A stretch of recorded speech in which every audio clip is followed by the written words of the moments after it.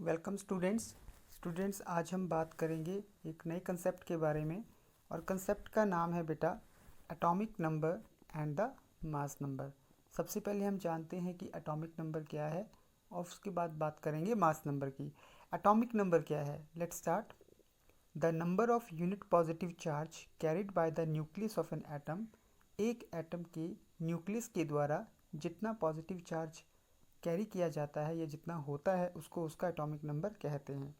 हमें पता है बेटा कि जो पॉजिटिव चार्ज है एक एटम में वो बिल्कुल न्यूक्लियस में ही होता है और न्यूक्लियस हमारा सेंटर में होता है, ठीक है। और एक न्यूक्लियस में जितना भी पॉजिटिव चार्ज है वो पॉजिटिव चार्ज जो है प्रोटॉन्स की वजह से होता है, क्योंकि प्रोटॉन पे पॉजिटिव चार्ज होता है। इसलिए बेटा हम लोग ये बोल सकते हैं कि atomic number is numerically equal to the number of protons present in the nucleus of an atom. हम लोग इसलिए ये बोल सकते हैं कि एक न्यूक्लियस में, एक एटम के न्यूक्लियस में जितने प्रोटॉन्स हैं उतना ही हमारा एटॉमिक नंबर होगा, ठीक है। एग्जाम्पल के तौर पर अगर हाइड्रोजन के न्यूक्लियस में एक प्रोटॉन है तो इसका मतलब कि हाइड्रोजन का जो एटॉमिक नंबर है वो भी एक ही होगा, ठीक है बेटा हम लोगों को ये पता है कि एक एटम में जितने प्रोटॉन्स होते हैं वो बिल्कुल इक्वल होते हैं इलेक्ट्रॉन्स के, यानी कि एक एटम में जितने प्रोटॉन्स होंगे उतने ही इलेक्ट्रॉन्स होंगे। इसलिए हम लोग ये बोल सकते हैं atomic number of an element, एक एलिमेंट का जो एटॉमिक नंबर है वो इक्वल होता है उसमें जितने प्रोटॉन्स हैं उसके बराबर या उसमें जितने इलेक्ट्रॉन्स हैं उतने बराबर, ठीक है। कहने का मतलब कि अगर आपको बोला जाए कि किसी एटम में नंबर ऑफ इलेक्ट्रॉन्स और प्रोटॉन्स निकालो तो हम लोग क्या करेंगे, हम उसका एटॉमिक नंबर देखेंगे। जितना एटॉमिक नंबर है उतने ही उसमें प्रोटॉन्स और उतने ही उसमें इलेक्ट्रॉन्स प्रेजेंट होंगे, ठीक है। एटॉमिक नंबर को बेटा हम लोग कैपिटल Z के साथ लिखते हैं, Z से डिनोट करते हैं।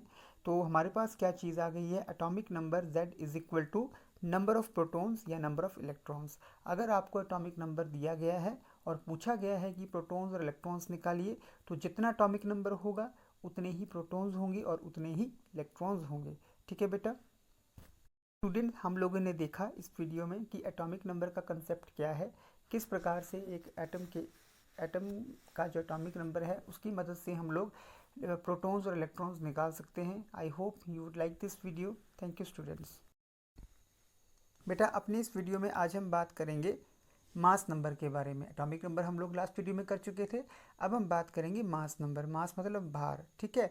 क्योंकि बेटा हम लोगों को पता है कि इलेक्ट्रॉन्स का जो मास है वो बहुत ज़्यादा कम होता है और एक पूरे के पूरे एटम का जो भार है, जो मास है, वो उसके प्रोटॉन्स और न्यूट्रॉन्स के कारण ही होता है। एक एटम में प्रोटॉन्स भी हैं, इलेक्ट्रॉन्स भी हैं, न्यूट्रॉन्स भी हैं, लेकिन इलेक्ट्रॉन्स का मास जो है वो ना के बराबर होता है, यानी कि ज़ीरो होता है। इसलिए अगर हम लोग एक एटम के मास की बात करें तो एटम का जो भार है वो उसमें प्रेजेंट जो प्रोटॉन्स और न्यूट्रॉन्स हैं उनके कारण ही होता है। इसलिए जब एक एटम में जो प्रोटॉन्स और न्यूट्रॉन्स इकट्ठे प्रेजेंट होते हैं तो उसको हम लोग बोल देते हैं न्यूक्लियॉन्स, ठीक है।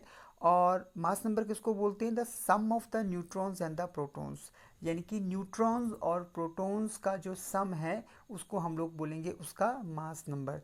कहने का मतलब mass number is equal to number of protons and number of neutrons. अगर आपको बोला जाए कि नंबर ऑफ न्यूट्रॉन्स निकालिए तो हम लोगों ने मास नंबर चेक करना है और उसको हम लोग क्या करेंगे, एटॉमिक नंबर में से माइनस कर देंगे, क्योंकि एटॉमिक नंबर क्या होता है, नंबर ऑफ प्रोटॉन्स, तो आपके पास नंबर ऑफ न्यूट्रॉन्स आ जाएंगे, ठीक है। मास नंबर को हम लोग लेटर ए के साथ डिनोट करते हैं, ठीक है बेटा। ये होता है मास नंबर।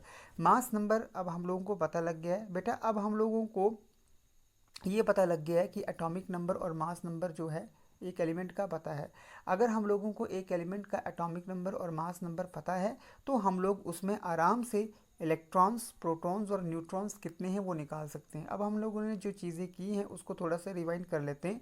एटॉमिक नंबर को डिनोट करते हैं Z के साथ और एटॉमिक नंबर का मतलब होता है कि number of protons plus number of electrons. अगर मास नंबर की बात करें जो अभी हमने किया उसको A के साथ लिखते हैं और वो इक्वल होता है number of protons plus number of neutrons, ठीक है। अब हम एक छोटा सा एग्जांपल करते हैं, आपको क्लियर हो जाएगा। इसलिए बेटा अब हम लोग ये कंक्लूड कर सकते हैं कि अगर हमारे पास कहते कोई एक एटम है, उसका मास नंबर अगर A है और एटॉमिक नंबर अगर Z है तो हमारे पास number of electrons is equal to Z, ठीक है, यानी कि एटॉमिक नंबर के number of protons is equal to वो भी एटॉमिक नंबर के बराबर, और number of protons is equal to A minus Z यानी कि mass number minus atomic number. Example देखते हैं, अगर लिथियम है हमारे पास, लिथियम का एटॉमिक नंबर Z जो है वो है 3 और मास नंबर है 7, तो इसमें नंबर ऑफ इलेक्ट्रॉन्स कितने होंगे, जितना उसका एटॉमिक नंबर होगा यानी कि 3। अगर आपको बोला जाए कि नंबर ऑफ प्रोटॉन्स निकालिए तो जितना लिथियम का एटॉमिक नंबर है उतने ही उसके प्रोटॉन्स होंगे, क्योंकि नंबर ऑफ प्रोटॉन्स और नंबर ऑफ इलेक्ट्रॉन्स ही तो एटॉमिक नंबर बनाते हैं। तो नंबर ऑफ इलेक्ट्रॉन्स भी 3 होंगे, नंबर ऑफ प्रोटॉन्स भी 3 होंगे, क्योंकि लिथियम का एटॉमिक नंबर कितना है, 3 है। अगर आपको बोला गया है अगर हमने निकालना है नंबर ऑफ न्यूट्रॉन्स, तो हम लोग क्या करेंगे बेटा, हम लोग मास नंबर, लिथियम का मास नंबर जो है उसमें से एटॉमिक नंबर को माइनस कर देंगे। मास नंबर कितना है 7 और एटॉमिक नंबर कितना है 3, तो इज इक्वल टू आ गया 4। तो इसलिए बेटा हम लोग एक एटम को इस तरीके से रिप्रेजेंट कर सकते हैं। अगर आपके पास ये x जो है कोई एक एलिमेंट है, तो जब भी हम लोग एक एलिमेंट का जो सिंबल है उसको यहाँ पे लिखेंगे, मास नंबर को हम लोग उस एलिमेंट के टॉप के ऊपर लिखेंगे और एटॉमिक नंबर को उसके बेस पे लिखेंगे, ठीक है। तो इस प्रकार से हम लोग जो हैं किसी भी एक एलिमेंट को रिप्रेजेंट कर सकते हैं। अब आपको पता लग गया है इन 2 वीडियोज़ में जो हम लोगों ने बात की कि किस प्रकार से एटॉमिक नंबर और मास नंबर के हम लोग बात करेंगे, ठीक है बेटा। अब लोग हम एक छोटा सा एग्जाम्पल करेंगे ताकि आपको ये चीज़ क्लियर हो जाए। ठीक बेटा, आपके पास 2 एग्जाम्पल्स दिए गए हैं O817 और Mg1225। यहाँ पे हम लोगों ने क्या करना है, नंबर ऑफ प्रोटॉन्स, इलेक्ट्रॉन्स और न्यूट्रॉन्स निकालने हैं। अगर हम लोग ऑक्सीजन की नंबर 1 वाले की बात करें तो यहाँ पे इसका एटॉमिक नंबर है 8, मास नंबर है 17।